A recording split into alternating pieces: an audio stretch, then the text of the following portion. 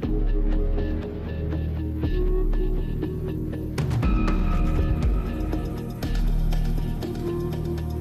or six.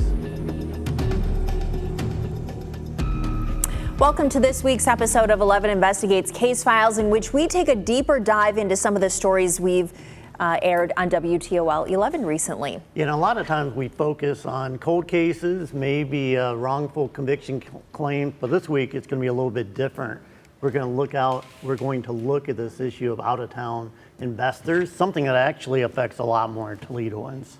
Yeah, and I think since it's a podcast, this is a topic that people from around the country can probably relate to as well. We've both worked on this issue in the past, but let's take a look at the recent story that got us where we are today. Now, 11 Investigates has analyzed more than 11,000 eviction cases filed in Lucas County during the past 2 years. And what we found was pretty startling. A disproportionate number of those cases were filed by out-of-state landlords. These landlords make up just 23% of Lucas County's registered rental owners, but they're 48% of the county's top evictors. Now that means these investors file eviction cases at roughly double the rate you'd expect. We've seen this a few times recently with investors coming in buying up properties where we've had tenants have lived there for 10, 12 years. All of a sudden there's a new owner and they're getting a notice of termination. The most aggressive evictors stretch from Michigan to New York to California. Even within Ohio, numbers show most operate from outside Toledo. Here at Hunter's Ridge, more than 200 eviction cases have been filed during the past 2 years. The company with the most eviction cases in the last 2 years is Lucas Metropolitan Housing, with 442. But others are outside of Toledo, including the Arbor Landings of Lorain with 427 and Hunter's Ridge at 201 cases. West Apartments of Columbus is at 185, and 65 of the top 81 evictors are based outside of Toledo. Yeah, they say something. City leaders say there are other concerns. When tenants have problems with these distant owners, getting help becomes nearly impossible. Somebody in Toledo owns a property. They're going to care more about it. They're probably going to care more about their tenants. And you could probably reach them. I mean, if they live in the city of Toledo, they got a city of Toledo address. So even if you can't get them on the telephone, you can go by their house, and leave a note or just sit out in front of their house. You can't do that when you have property owners that live out of state. Conditions are also a concern of legal aid attorney Taylor Burns. Many of these out-of-town landlords are buying up property sight unseen. They have no idea what it looks like. They don't know how bad the conditions are. So we have folks that are moving into really poor conditions. And you can see here for in Donna part Cherry, 14, who rented from a California couple, the consequences were almost disastrous for her family. The home was not wired correctly. The conduit pipe had snapped right off the home, causing a small electrical fire in the grass and leaving live wires active in the front yard. Cherry says that was just the beginning. The management company offered up a generator, which caused serious issues. We're woken up at 1 or 2 o'clock in the morning to all the carbon monoxide alarms going off in the home. And it's because those carbon monoxide emissions are seeping into the house and causing all of the alarms to go off. During the holidays, the heat went out, leaving the family in the cold over the holiday season. We had to wear winter coats, sweatpants, sweatshirts inside the home. It might have brought us closer to as a family, but it definitely, I feel like, ruined the holidays for us for that year. Stories like Cherry's are not isolated. At Executive Towers, tenants managed by an Indiana company say years of ignored complaints have pushed them to form a tenant union and place their rent in escrow. I've called the company in Indiana for over a year. I kept calling about, please do this. They never return your calls. I called 5, 6 times someday. They got tired of me. And I just kept going on and on and on and on. And nobody returned my calls. Multiple people told 11 Investigates the interest in Toledo is being driven by cheap housing prices. rooted in Toledo's shrinking population. Now, since 1980, the city has lost nearly 90,000 residents, leaving a surplus of cheap homes that attract these outside investors. The Toledo market has become prime hunting grounds for investors with deep pockets. In the spring, an LLC out of Baltimore snapped up 115 rental properties for more than $8 million.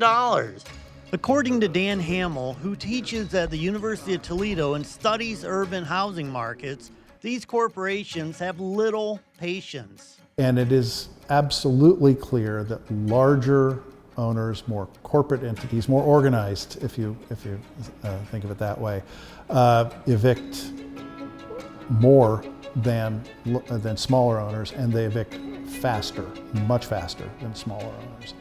In fact, they'll use eviction as a way of getting the rent paid. Now, it's unclear what's driving it, but rents in Toledo are soaring. The average monthly rent in Lucas County has jumped more than 35% since 2021, from $780 to more than $1,000. But since 2020 in particular, we've seen a huge jump with the cost of rent. And it's problematic even for tenants who have lived in their property for many years. Once that 1 year lease is over, there's no limitations in Ohio on how high a landlord could increase rent. Council members say they're seeing the human toll every day. I get pictures of what their living conditions are, and it's awful. As an elected official, it's disheartening. City leaders are considering new rental licensing requirements to hold out-of-town investors more accountable. We're in preliminary discussions. Other cities have done it. We're just looking and seeing how could it work for Toledo. And that basically would require a license. They would have to have a license to operate rental properties with 100+ units. She says it's one idea, but the city has to do something to protect tenants against predatory investors. Said that's a preliminary discussion that sees how that works for Toledo and how we can combat some of these out-of-town investors that are coming in just to basically come and pimp our community.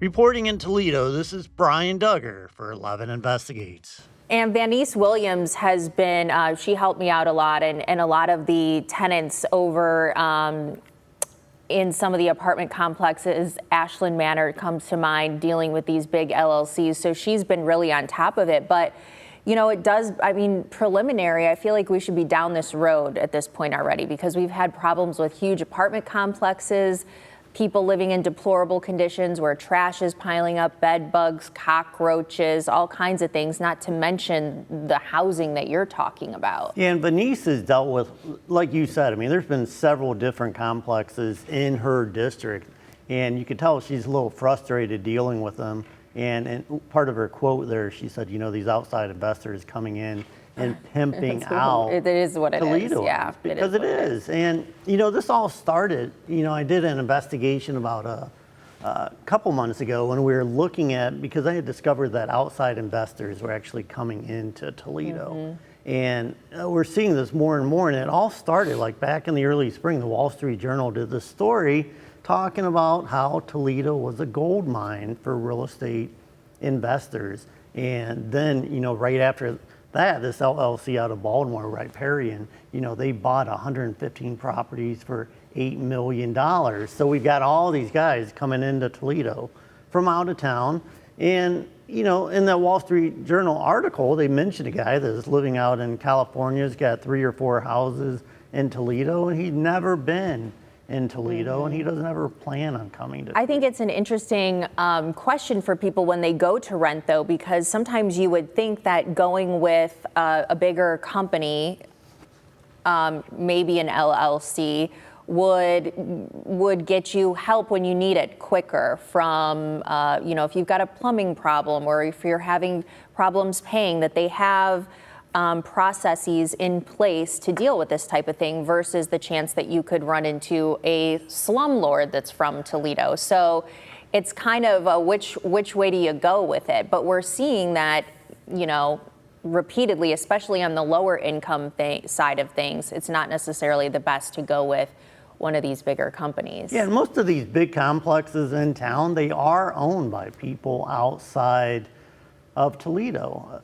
Again, several of them are owned by like Franktown, company in Franktown or Frankton, Colorado, New York City. There's several like Beverly Hills. I think there's like a mobile home park around town that was owned by Beverly Hills, which is really interesting to me. But New York City is also another big one. And again, like you said, these are big companies. You would think that they have it down. But on the other side of that, they're big companies that aren't here. They probably, who knows who's answering their phones in New York City. Doesn't it ultimately, if you want to eliminate this problem that we're seeing, doesn't it ultimately go back to the city though, in terms of, you mentioned, and I thought that was shocking, 90,000 people have left Toledo in how long? Since 1980. Okay, so 90,000. So then I'm saying to myself, okay, well, how do we get more people to move back to Toledo? And we certainly, you and I go into a lot of rough areas of Toledo to do a lot of the stories, and that's because people are complaining in those areas. And why? Because they've got burned down houses next to them. They've got vacant houses. They've got rats and cats and all kinds of people not taking care of their stuff. So to me, the problem, we can get out of this problem if we address bringing more people back into Toledo. Yeah, and you see the Lucas County Land Bank. I mean, they are trying to do this. They've raised a lot of houses because, again, when you're losing 90,000 residents, what's happening? Those 90,000 people were living either in an apartment or like suburbs. A house, and now that house is no longer occupied. So you end up with a lot of these vacant houses, and it's great for outside investors because there's a surplus of houses in Toledo.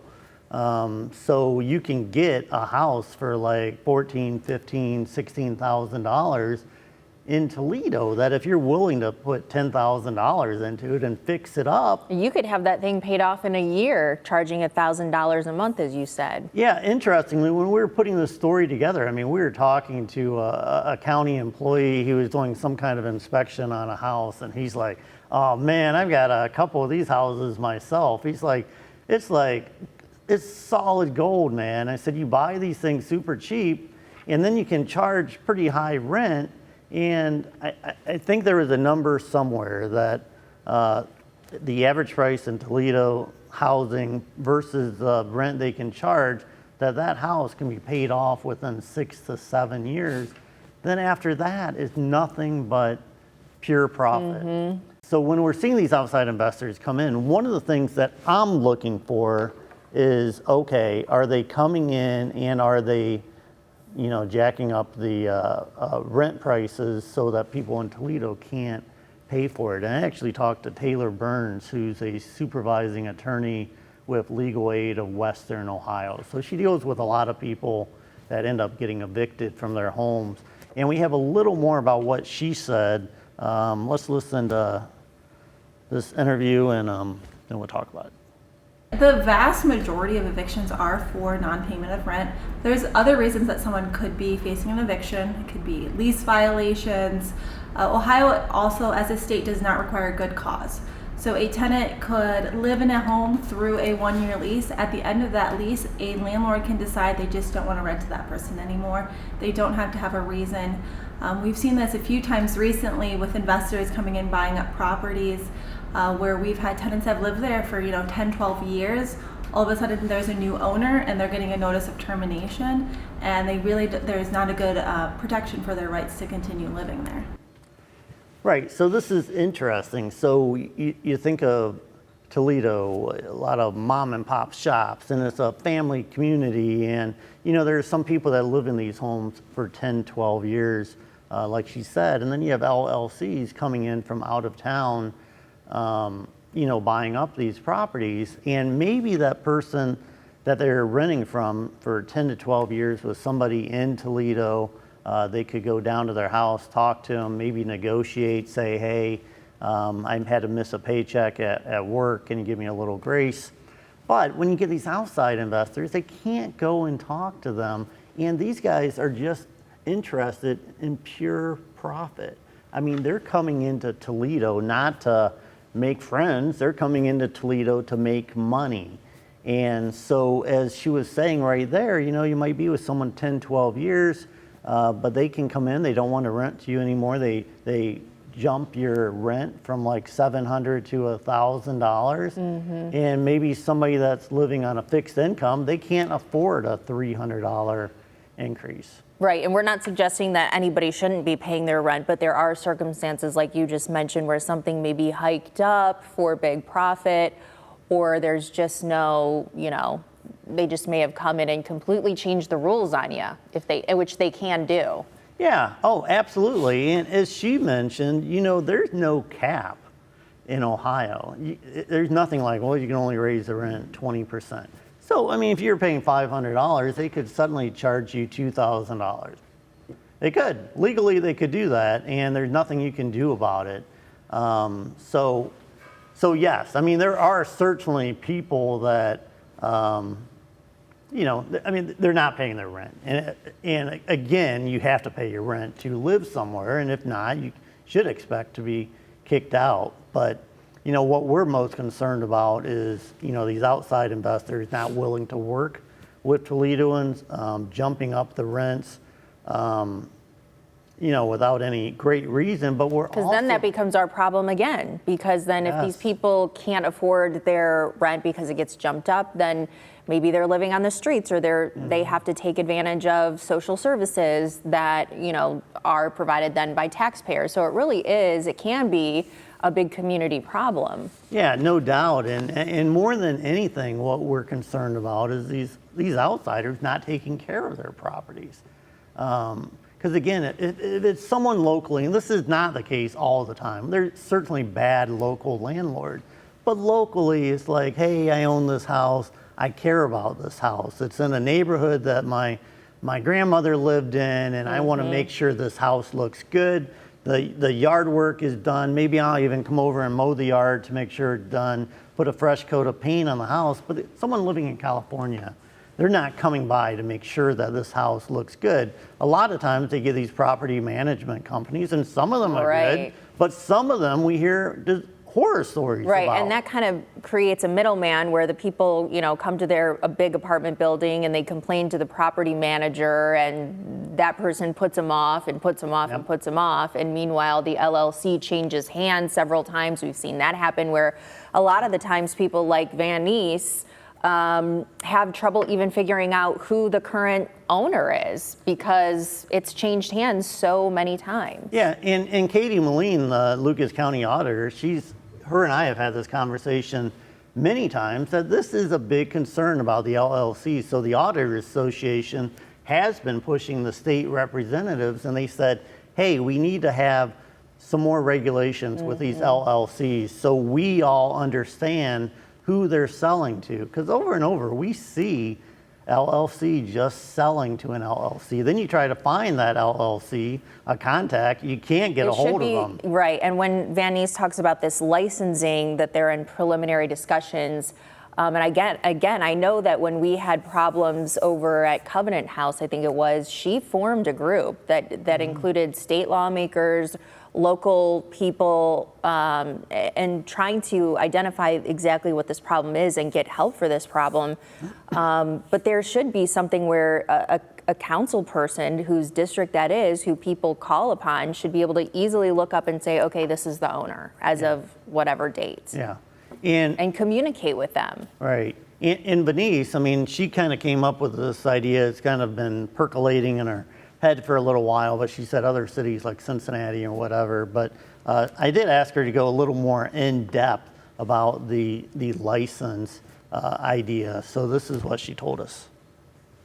So the license we're in preliminary discussions. Other cities have done it. We're just looking and seeing how could it work for Toledo. And that basically would require a license. They would have to have a license to operate rental properties with 100+ units or less. However, we see how it fits in Toledo. Like I said, that's a preliminary discussion that sees how that works for Toledo and how we can combat some of these out-of-town investors that are coming in just to basically come and pimp our community. Yeah, so again, the idea is that, okay, if you've got a license, Well, A, you got to apply for a license so we know who that person is. What's your background? Right away. How many complaints do you have against you? Lawsuits, all of that I would want to know. Right, and they might be able to require stricter inspections to keep up with your license. And if people don't do that. But here's the other problem is we have a lack of affordable rental housing. So the city of Toledo does need places for people to live. You know, it's all intertwined. Right. I mean, that's interesting, right? Because when you look at the rents going up from $780 to actually they're now $1,050, and you're also seeing the occupancy rate down as low as like 4% right now. So the rental market is really starting to squeeze Toledoans. And again, if you're these outside people. Well, maybe Mel can't pay $1,050, but Julie can, and she's willing to pay it. So out you go, Mel. So I don't know. And again, talking to Van East and Sir Sandra and other county leaders, I don't know what the answer is, and they're kind of kicking it around. And again, talking to Katie Moline, I said, Katie, we're going to keep pushing on this. And she said, yes, let's go, let's get this done. And what is her interest? Because you think of the auditor, and that's, you think of property owners, individual property owners. Yeah, so the that we all deal with for our taxes, but she deals with these situations as well. Yeah, the auditor is she is required to keep a rental registry.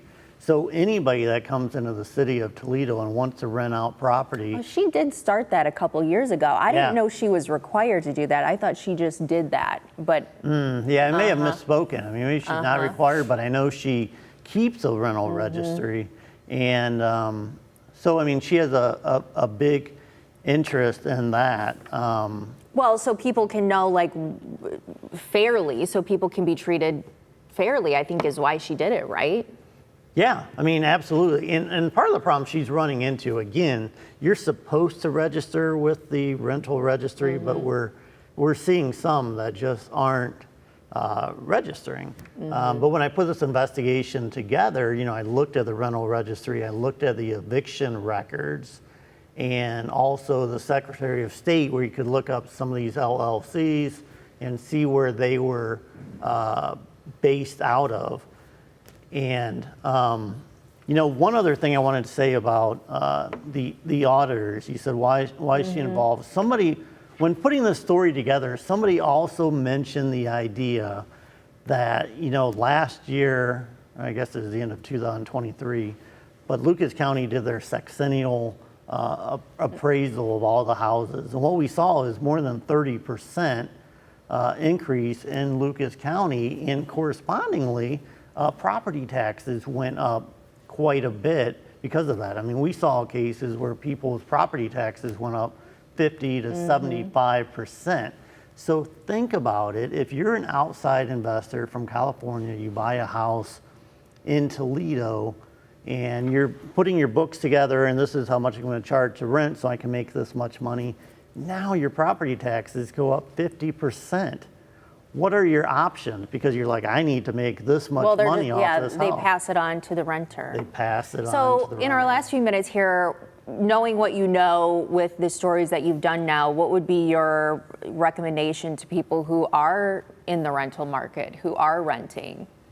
What do they need to investigate themselves? Yeah, when I talk to Taylor over at Legal Aid, I mean, first of all, if you're at a certain income level, they are able to provide you free legal assistance. So that would be a good stop to at least talk to them.